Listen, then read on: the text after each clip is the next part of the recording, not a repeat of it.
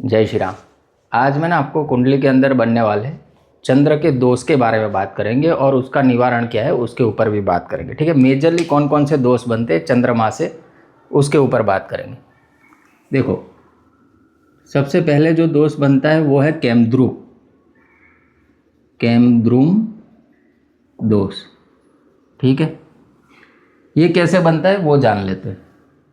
मान लो ये आपकी कुंडली है, ठीक है, तो इस कुंडली के अंदर चंद्रमा जहाँ बैठा है, बराबर, मान लो चंद्रमा आपका यहाँ पे बैठा है, तो अगर यहाँ पे उसके पीछे और उसके आगे कोई प्लेनेट नहीं है, नो प्लेनेट, तो ये केमद्रुम दोष बनाता है। अभी नो प्लेनेट यानी मान लो यहाँ पे सन हो, यहाँ पे राहु हो, केतु हो, तो भी ये नहीं गिना जाएगा, ये दोष ही गिना जाएगा। एक्सेप्शन क्या है? नो प्लेनेट मीन्स सन, राहु और केतु को छोड़ के दूसरा कोई प्लेनेट नहीं है, तो ये दोष बनेगा। अभी इस दोष में होता क्या है ना, व्यक्ति को वेल्थ का प्रॉब्लम होता है, उसको मेंटल स्ट्रेस का प्रॉब्लम होता है, उसकी कुंडली में जितने भी राजयोग फॉर्म हुए हैं ना वो सही तरीके से रिजल्ट नहीं देंगे। क्योंकि चंद्रमा क्या है, देखो चंद्र ना इज़ द डिसाइडर। क्यों डिसाइडर?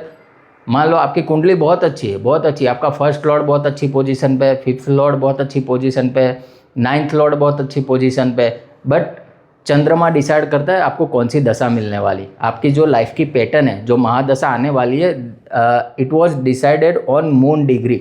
अगर उसकी डिग्री थोड़ी बहुत भी आगे पीछे हो गई ना, तो पूरा ये चक्कर जितने भी राजयोग है ना वो आप फलित नहीं कर पाओगे। और वैसे भी जब भी चंद्रमा केमद्रुम दोष होता है तो कोई भी राजयोग आपकी कुंडली में फॉर्म हुआ हो तो वो सही तरीके से रिजल्ट नहीं देता। दूसरा क्या है, अगर केमद्रुम दोष बन भी गया है, चलो मान लो किसी की कुंडली में ये मून है, उसके आगे पीछे कोई प्लेनेट नहीं है, सन राहु केतु को छोड़ के वो बैठे है, तो भी ये दोषी गिना जाएगा। तो ये कब इसका दोष निवारण होगा? या तो चंद्रमा से केंद्र स्थान में, यानी मून जहाँ बैठा है वहाँ से 1, 4, 7, 10 कोई भी प्लेनेट बैठा हो तो भी ये दोष हट जाएगा। दूसरा, मून को कोई बेनिफिक प्लेनेट आस्पेक्ट कर दे। बेनिफिक प्लेनेट में कौन कौन से? Jupiter, mercury and Venus.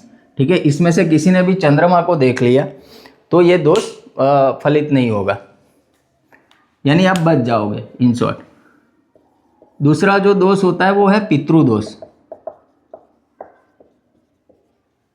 पितृदोष में क्या होता है, मून जहाँ बैठा है, ठीक है, उसके साथ ही राहु या तो केतु बैठ जाए। वैसे भी ये अगर मून के साथ राहु बैठा है तो उसको आधा ग्रहण बोलते हैं, यानी आंशिक ग्रहण बोलते हैं, आंशिक चंद्र ग्रहण। केतु साथ में बैठा है तो उसको पूरा चंद्र ग्रहण बोलते हैं। ये व्यक्ति के लिए अच्छा नहीं है, ये ना निरंतर उसको भ्रम में रखता है, उसको अच्छे डिसीजन नहीं लेने देता और लाइफ में प्रॉब्लम्स क्रिएट करता है जब भी मून राहु साथ में होता है। एक एंगल से देखे तो ये अढड़क धनयोग भी है, बट वो उसके बाद में ना दूसरे वीडियो में बात करूंगा। अब भाई क्लासिक्स और टेक्स्ट में जो लिखा गया है उसी हिसाब से मैं आपसे बात कर रहा हूँ। चंद्रमा राहु या चंद्रमा केतु ये पितृदोष फॉर्म करता है। इससे आपको लाइफ में ऑब्स्टेकल्स आते हैं। आप जो काम करते हो एक टाइम में पूरा नहीं होता, आपको रिपीटेड एफर्ट्स लगते हैं उस काम को करने के लिए। तो अभी किसी के चार्ट में ये दोष बन गया है तो क्या कर सकता है वो व्यक्ति? देखो, पितृदोष जब भी फॉर्म होता है ना, आपको पितृओं के लिए कुछ करना चाहिए। तो क्या करोगे आप जब भी ये पितृकाल आता है, यानी साल में 15 दिन पितृओं के आते हैं, उसमें आप पितृओं के निमित्त जितना तर्पण कर सके, जितना डोनेशन कर सके वो करें। प्लस मंथली 2 बार अपने नहाने में थोड़ा गंगा जल डाल के नहाइए, तो वो एक बेस्ट रेमेडी है पितृदोष को दूर करने के लिए। और जब भी अमावस्या आती है ना, तब आप अगर सूर्य देव को जो जल चढ़ाते हो उसमें थोड़े काले तिल मिला के अपने पितृओं को याद करके वो जल अर्पण करोगे सूर्य देव को, तो भी वो उनसे पहुंच जाएगा। और जो भी आपसे प्रॉब्लम्स हुए, आपने जो भी आपको लग रहा है कि ये पितृदोष है, ठीक है, तो उनसे क्षमा याचना कीजिए कि भाई जाने अनजाने में आपसे जो कोई भी भूल हो गई हो उसको वो माफ़ कर दे। तो ये सबसे बड़ी रेमेडी है पितृदोष के लिए। आप गंगा जल डाल के नहाइए महीने में 2 बार। अमावस्या के दिन सूर्य देव को जो जल चढ़ाते हैं उसमें थोड़े काले तिल डाल दीजिए, और हो सके तो 6 महीने में एक बार स्पेसिफिक जाओ गंगा स्नान करने के लिए। ठीक है, ये सबसे बढ़िया रेमेडी है। और जो भी पितृकाल आता है उसमें आप मैक्सिमम अपने पितृओं के लिए जो भी यथाशक्ति कर सकते हो वो कीजिए। तीसरा दोष है वो है विष दोष। विष दोष कैसे बनेगा? कुंडली के अंदर कहीं पे भी सैटर्न प्लस मून का कंजंक्शन हो जाए, ठीक है, अभी देखो ये जो दोष बन रहे हैं ना, उसमें आप एक चीज़ मान के चलो, अगर कोई शुभ प्लेनेट इस कॉम्बिनेशन या कंजंक्शन को देख रहा है ना, तो वो फल, जो दोष के फल है ना, वो कम कर देगा। और अगर कोई मेलिफिक देख रहा है तो वो उसको बढ़ा देगा। ठीक, अभी सैटर्न मून मान लो जहाँ पे भी हो कुंडली के, ठीक है, ये मैंने यहाँ पे रख दिया। अभी क्या होगा, 4th हाउस से हम क्या क्या चीज़ देखते हैं? 4th हाउस से हम हमारी प्रॉपर्टी देखते हैं, माता का सुख देखते हैं, मेंटल पीस देखते हैं, घर का फैमिली एनवायरनमेंट है वो देखते हैं।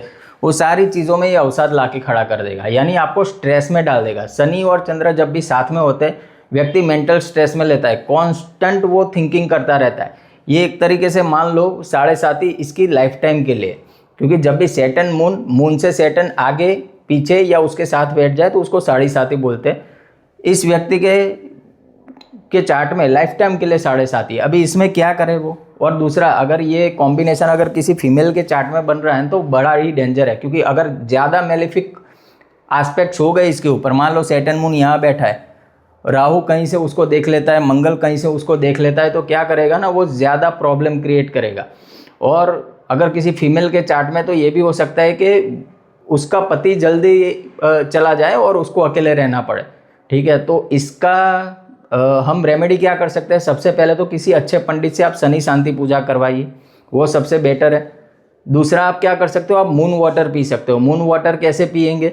जो भी अमावस्या से लेके पूनम का टाइम होता है, तो आपकी गैलरी या आपका टेरेस है तो वहाँ पे कांच की बोतल में पानी रख दीजिए जहाँ पे चंद्र का प्रकाश है।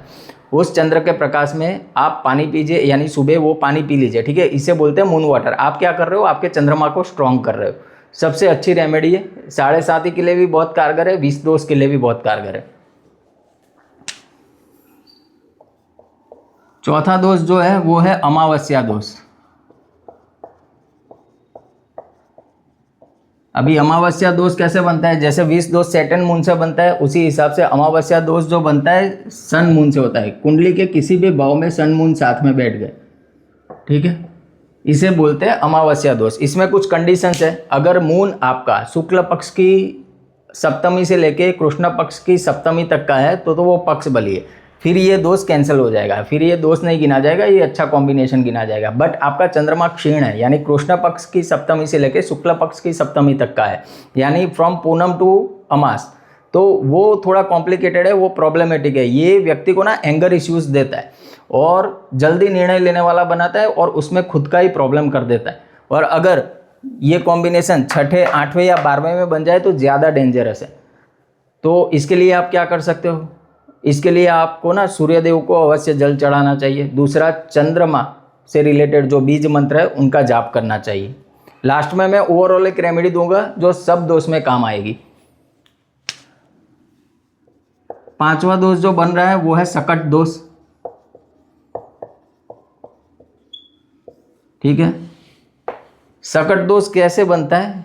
चंद्रमा आपका जहां बैठा है वहां से जुपिटर 6ठे या 8वें में चला जाए, यानी मान लो मून आपका यहाँ पे बैठा है, ठीक है, ये कौन सा है? 10th हाउस है। अभी यहाँ से आपको गिनती शुरू करनी है, 1 2 3 4 5 6, छठा घर ये आया, जुपिटर 3rd हाउस में हो और मून 10th हाउस में, 7 8, जुपिटर यहाँ पे हो 5th हाउस में। देखो वैसे जुपिटर का प्लेसमेंट तो अच्छा ही है, 5th हाउस में जुपिटर को बहुत अच्छा माना गया है, बट अभी ये क्या सकट दोष बना रहा है? चंद्रमा से अगर हम गिन रहे हैं तो ये सकट दोष का निर्माण कर रहा है। तो ये इसमें होता क्या है ना, आपको चाइल्ड रिलेटेड प्रॉब्लम हो सकता है, प्लस वेल्थ रिलेटेड प्रॉब्लम हो सकता है। तो ये अच्छा नहीं है अगर चंद्रमा से 6ठे और 8वें में जुपिटर आ जाए। वैसे भी कोई भी ग्रह से दूसरा ग्रह 6ठे 8वें 12वें में बैठता है तो प्रॉब्लम क्रिएट करता है। कब प्रॉब्लम क्रिएट करेगा? जब इसकी दशा आएगी चंद्र की, ठीक, तब जुपिटर उसको प्रॉब्लम क्रिएट करेगा। तो ऐसे में आप क्या कर सकते हो? आप चंद्रमा को स्ट्रॉन्ग कर सकते हो और जुपिटर का दान कर सकते हो, यानी इनके मंत्रों का जाप करना है, चंद्रमा के बीज मंत्रों का जाप करना है और जुपिटर से रिलेटेड जितनी भी चीज़ें है उसका आपको डोनेशन करना है। सबसे बड़ा है चने की दाल टेम्पल में दो, इससे भी ये दोष काफ़ी हद तक शांत हो जाएगा। अभी कुछ इंपॉर्टेंट पॉइंट्स है, अभी तो मैंने 5 ही लिए, बाकी बहुत सारी चीज़ें। मान लो आपका नीच का चंद्रमा है, ठीक है, 6ठा एक दिख लो, ये भी बहुत प्रॉब्लमेटिक है। डेबिलिटेड मून, इसमें भी 2 कंडीशन बन रही है। चंद्रमा डेबिलिटेड यानी नीच का कब होता है? जब वो वृश्चिक राशि में होता है। हमने अमावस्या दोष में क्या लॉजिक लगाया था? पक्ष बल देखा था चंद्रमा का, उसी हिसाब से इसमें भी आपको चंद्रमा का पक्ष बल देखना है। भले वो नीच की राशि में है, बट वो पक्ष बली है तो आपको अच्छे रिजल्ट देगा, आपको सबसे अच्छा साइकोलॉजिस्ट बना सकता है अगर वो पक्ष का बली है। पक्ष का बली कब होगा, जैसे मैंने आपको अगर सिंपल लैंग्वेज में समझाऊँ तो अमावस्या से लेकर पूनम तक जो चंद्रमा होता है वो पक्ष बली बोला जाता है। यानी अगर वो भी कुछ समझ में नहीं आ रहा है आपको, तो आप इतना सिर्फ ध्यान रखो कि आपका जो सन बैठा है ना, सन, उससे अगर वो 4 घर छोड़ के आगे बैठा है, यानी 1 2 3 4 यहाँ से स्टार्ट हो रहा है, यहाँ हो या फिर यहाँ से लेके यहाँ तक, ठीक है, इस तरफ 4 घर छोड़ दो, इस तरफ 4 घर छोड़ दो, उसके आगे पीछे चंद्रमा हो।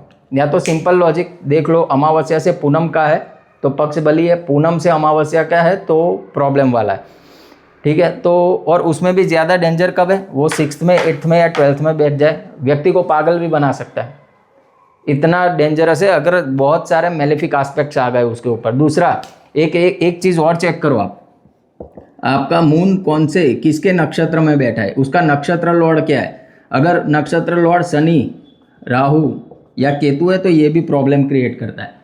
फिर ये चंद्रमा जिस हिसाब से रिजल्ट देना चाहिए ना वो रिजल्ट नहीं देगा। वो क्यों ऐसा हुआ, वो मेलेफिक एस्पेक्ट में आ गया, मेलेफिक एसोसिएशन में आ गया। अभी क्या करना पड़ेगा ऐसे केस में, इसको शनि राहु केतु इनका आपको डोनेशन करना चाहिए, उनसे रिलेटेड जितनी चीज़ें हैं चंद्रमा को बलि करना चाहिए। ये ओवरऑल जितने भी चंद्रमा से मेजर दोष बन रहे हैं कुंडली के अंदर, उसके ऊपर मैंने बात करी। अभी सिंपल आप समझो, जिस किसी का भी चंद्रमा वीक है, प्रॉब्लम में है, ठीक है, कांस्टेंट उसको थॉट्स आ रहा है, कोई एक निर्णय पे नहीं आ रहा है, उसको कायम कुछ ना कुछ भय लगा रहता है, बिना कारण के डर लग रहा है, ऐसे व्यक्ति को हमेशा डेली शिवालय जाना चाहिए, शिवलिंग के ऊपर जल अर्पण करना चाहिए। इससे बड़ी रेमेडी कोई है नहीं चंद्रमा की, ठीक है। आप और ओम नमः शिवाय का जाप कर सकते हो। दूसरा, घर में मदर है तो मदर की हो सके उतनी सेवा करो। मान लो किसी की मदर अवेलेबल नहीं है, सी पास्ड अवे, तो मदर फिगर जो भी होते हैं, जितने भी माता के रिलेटेड यानी उसके एज की जितनी भी स्त्रियाँ हैं उनका सम्मान करें, उनकी सेवा करें। चंद्रमा आपका बेस्ट रिजल्ट देगा। आज के वीडियो में इतना ही, मिलेंगे नेक्स्ट वीडियो में। जय श्री राम।